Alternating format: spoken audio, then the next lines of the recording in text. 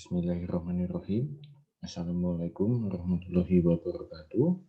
Selamat pagi, siang, sore, malam, dimanapun teman-teman kelas A sampai dengan kelas H berada.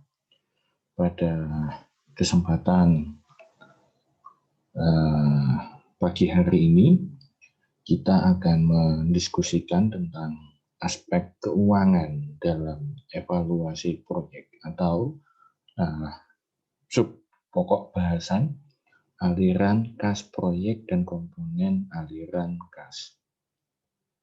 Mungkin sebentar lagi kita akan menghadapi ujian tengah semester ya teman-teman. Jadi menjelang beberapa pekan menjelang UTS ini, saya harapkan teman-teman menjaga kondisi, menjaga kesehatan, dan menjaga imunitas agar nanti saat UTS yang diperkirakan ya 2 minggu dari sekarang teman-teman bisa mempersiapkan UTS tersebut dengan baik.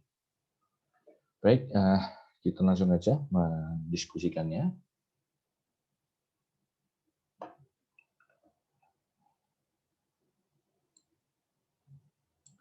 Baik, penyusunan aliran keuangan atau aliran kas proyek ya teman-teman. Analisis keuangan atau analisis kas dalam kerangka evaluasi proyek ini lebih bersifat analisis tentang arus kas, di mana dana kas bagi suatu perusahaan ini akan bersumber dari perusahaan itu sendiri, yang berupa penjualan tunai, penjualan aktiva tetap, pinjaman baik dari bank maupun dari wesel, atau setoran pada modal baru dari pemilik perusahaan ataupun para stakeholder perusahaan. Cash flow atau aliran kas ini merupakan suatu aliran kas yang ada di dalam perusahaan pada suatu periode tertentu. Kemudian gambaran beberapa uang yang masuk ke perusahaan dan jenis-jenis pemasukan tersebut. Kemudian gambaran berupa uang yang keluar serta jenis-jenis biaya yang dikeluarkan. Kemudian uang masuk berupa pinjaman dari lembaga keuangan atau hibah dari pihak tertentu ya. Ini kemudian uang masuk juga dapat diperoleh dari penghasilan atau pendapatan yang diperoleh dari yang berhubungan langsung dengan usaha yang sedang dijalankan seperti penjualan, kemudian penjualan hasil produksi, kemudian penjualan hasil jasa juga, itu juga bisa termasuk nanti outputnya merupakan penghasilan. Kemudian di samping itu juga uang masuk bisa pula berasal dari pendapatan lainnya yang bukan dari usaha utama. Aliran kas ini perusahaan dibuat dan kemudian dinilai kelayakan investasinya melalui kriteria kelayakan investasi itu sendiri.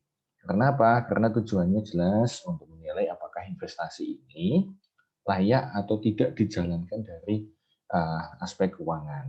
Jadi teman-teman bisa diingat, kelayakan suatu investasi ini juga harus melalui satu tahapan yang namanya kriteria. Kriteria itu nanti ada ketentuan-ketentuannya. Kemudian tujuannya ini untuk menilai apakah investasi ini layak atau tidak dijalankan, dilihat dari berdasarkan aspek keuangan. Kemudian aspek keuangan merupakan aspek yang digunakan untuk menilai keuangan perusahaan secara keseluruhan. Aspek ini sama pentingnya dengan aspek lainnya ya. Bahkan ada beberapa pengusaha menganggap justru aspek inilah yang paling utama untuk dianalisis, karena aspek ini tergambar jelas hal-hal yang berkaitan dengan keuntungan perusahaan, sehingga merupakan salah satu aspek yang sangat penting untuk diteliti kelayakannya. Kemudian keseluruhan penilaian dalam aspek keuangan ini meliputi hal-hal yang seperti satu, sumber-sumber dana yang akan diperoleh. Ya, ini juga harus bisa dimengerti. Kemudian kebutuhan biaya investasi, kemudian adanya investasi pendapatan dan biaya investasi selama beberapa periode, termasuk jenis dan jumlah biaya yang dikeluarkan selama umur investasi, kemudian proyeksi, neraca dan laporan laba rugi untuk beberapa periode ke depan, kemudian adanya kriteria penilaian investasi, kemudian adanya rasio keuangan yang digunakan untuk menilai kemampuan rasio keuangan suatu perusahaan itu sampai sejauh mana. Kemudian dalam evaluasi proyek ini menggunakan aliran cash flow dan tidak menggunakan konsep laba pada akuntansi. Ini kita mencoba flashback dua tahun yang lalu saat teman-teman menerima mata kuliah pengantar akuntansi, yang dimana ini dalam laba dalam pengertian akuntansi itu tidak sama dengan kas masuk bersih ya. Berarti saya ulangi lagi, laba dalam pengertian akuntansi itu tidak sama dengan kas yang masuk bersih. Kemudian bagi investor yang lebih relevan adalah kas, bukan laba. Karena kan laba itu biasanya bisa diketahui saat penjualan terakhir tutup buku, dihitung apakah ini laba ataupun rugi. Kira-kira begitu ya di saat teman-teman mendapatkan akuntansi. Jadi laba bisa diketahui di saat pembukuan atau saat penjualan produk barang atau jasa itu berakhir ya, di saat itu nanti laba ataupun rugi.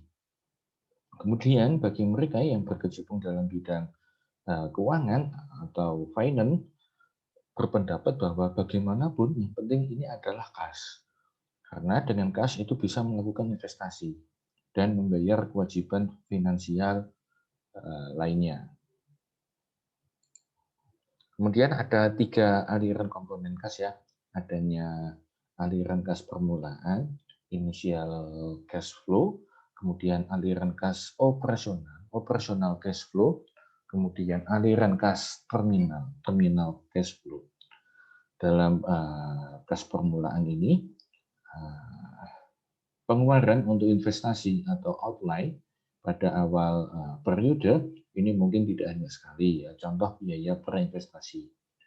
Kemudian pembelian tanah, gedung, mesin peralatan dan modal kerja lainnya. Kemudian pada aliran kas operasional ini adalah aliran kas yang timbul selama operasi proyek bisnis itu terjadi, seperti penghasilan yang diterima dan pengeluaran yang dikeluarkan pada suatu periode. Kemudian aliran kas terminal atau terminal cash flow ini dia diperoleh saat proyek bisnis itu tersebut proyek ya. Jadi saat proyek itu berakhir, jadi bisa dimengerti bahwa aliran kas terminal ini bisa akan lihat di mana suatu waktu proyek itu akan berakhir. Untuk menentukan inisial cash flow, pola aliran kas yang berhubungan dengan pengeluaran investasi ini harus diidentifikasikan. Lalu harus mengetahui bagaimana pembayaran untuk tanah pematangannya, kemudian pembuatan pabrik, dan perlengkapan pembayaran mesin, dan sebagainya.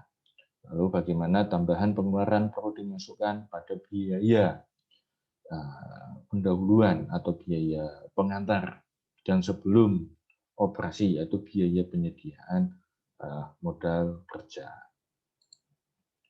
Aliran cash operasional, penentuan estimasi tentang berapa sih besarnya operasional cash flow setiap tahunnya, merupakan titik permulaan untuk penilaian ya teman-teman, untuk profitabilitas usulan investasi tersebut.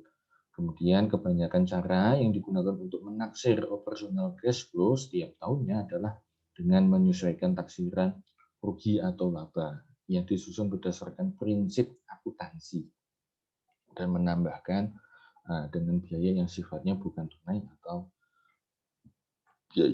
biaya penyusutan.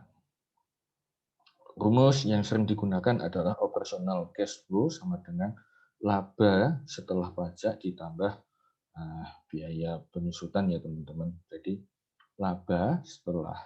Jadi operational cash flow ini didapat dari laba setelah pajak. Laba setelah pajak itu kalau di laporan jurnal umum, kalau kalian ingat iklan flashback lagi pada pengantar akuntansi, laba setelah pajak ada di aktiva atau pasiva. Coba dilihat lagi ini catatan kalian pada di mata kuliah pengantar akuntansi. Berarti kalau laba setelah pajak itu ada di kolom pasiva ya. Karena kan kalau di pasiva itu kan ada pendapatan jasa, pendapatan usaha, laba ya, pendapatan setelah pajak. Kemudian di kolom aktiva itu kan berarti biaya penyusutan masuk di sana nih. Ada biaya penyusutan, terus beban gaji, beban operasional, beban peralatan, macam-macam. Jadi yang biaya-biaya itu ada di kolom aktiva, kemudian laba jasa, laba setelah pajak, laba penyusutan itu ada di kolom pasiva. Coba dilihat lagi pada catatan pengantar akuntansinya teman-teman. Oke, ini yang terminal cash terminal atau terminal cash flow. Di mana terminal cash flow ini umumnya terdiri dari cash flow, nilai sisa atau residu, ya residu itu sama dengan nilai sisa. Yang investasinya tersebut dan pengambilan modal kerja. Aliran kas dari nilai sisa ini perlu dihubungkan dengan pajak yang mungkin akan dikenakan. Keterbatasan cash flow pada ini ada tiga ya, ada tiga keterbatasannya. Ada komposisi penerimaan dan pengeluaran yang dimasukkan dalam cash flow hanya yang bersifat tunai, kemudian perusahaan hanya berpusat pada target yang mungkin kurang fleksibel, kemudian terakhir apabila terdapat perubahan pada situasi internal maupun eksternal dari perusahaan yang dapat mempengaruhi estimasi arus kas masuk dan keluar yang seharusnya diperhatikan, maka akan terhambat karena manajer hanya akan terfokus pada budget kas. Misalnya kondisi ekonomi yang kurang stabil, kemudian terlambatnya customer atau pelanggan dalam memenuhi kewajibannya. Kemudian manfaat cash flow. Adapun kegunaan dalam menyusun estimasi cash flow dalam perusahaan sangat berguna bagi beberapa pihak, terutama manajemen. Di antaranya ini memberikan seluruh rencana penerimaan kas yang berhubungan dengan rencana keuangan perusahaan dan transaksi yang menyebabkan perubahan kas. Kemudian sebagian dasar untuk menaksir kebutuhan dana untuk masa yang akan datang dan memperkirakan berapa jangka waktu pengembalian suatu kredit. Kemudian membantu manajer untuk mengambil keputusan kebijakan keuangan atau finansial agar kreditur dapat melihat kemampuan perusahaan untuk membayar kredit yang diberikan kepadanya. Langkah-langkah penyusunan cash flow ya. Pada bagian ini mengidentifikasi sumber-sumber dana yang akan diterima, berarti jumlahnya dananya, dan waktu dalam periode tersebut yang akan dihasilkan berupa penjualan tunai, penjualan kredit yang akan menjadi bagian piutang ya, bagian piutang, hasil penjualan aktiva tetap dan penerimaan lainnya. Perincian kas ini terdiri ada dua sifat ya, yaitu continue dan intermittent. Ya, saya ulangi lagi, perincian kas pada cash inflow itu ada dua sifat, ada continue dan intermittent.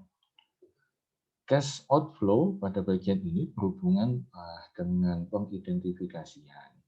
Semua kas yang sudah diantisipasi antara lain pembelian barang dagang baku pembayaran hutang, upah, administrasi, dan pengeluaran lainnya.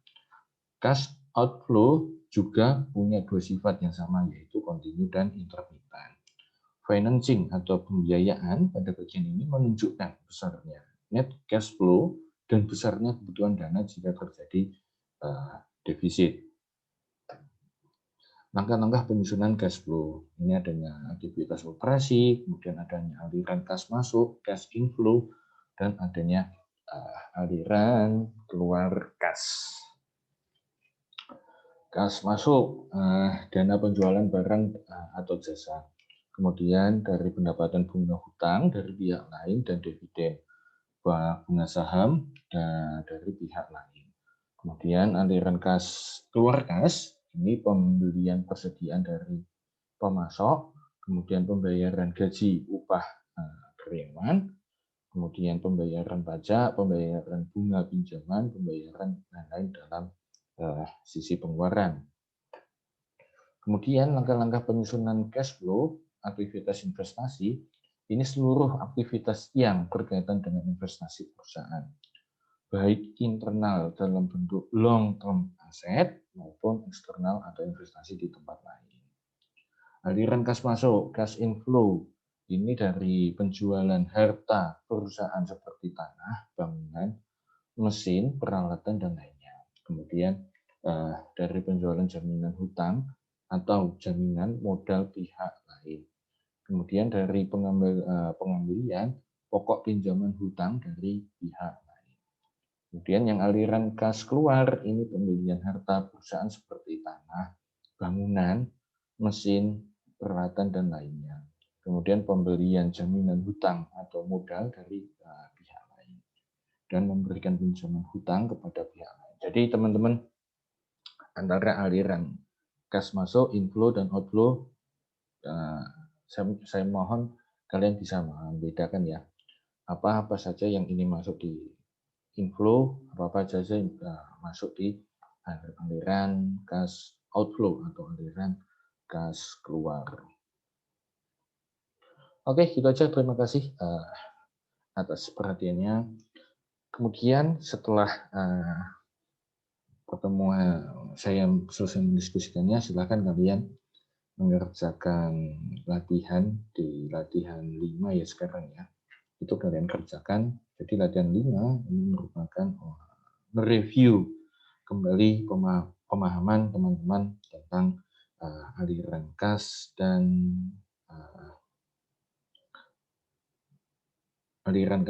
proyeksi kemana tersebut kas inflow dan kas outflow tersebut masuk. Itu aja diskusi pada pagi hari ini. Semoga kalian selalu sehat walafiat dimanapun kalian berada. Langsung aja dikerjakan pada latihan 5 pada template quiz. Ada 3 soal, waktu 100 menit, dimulai dari saat kalian selesai menyimak video ini. Itu aja dari saya. Assalamualaikum warahmatullahi wabarakatuh. Salam sehat selalu teman-teman semuanya.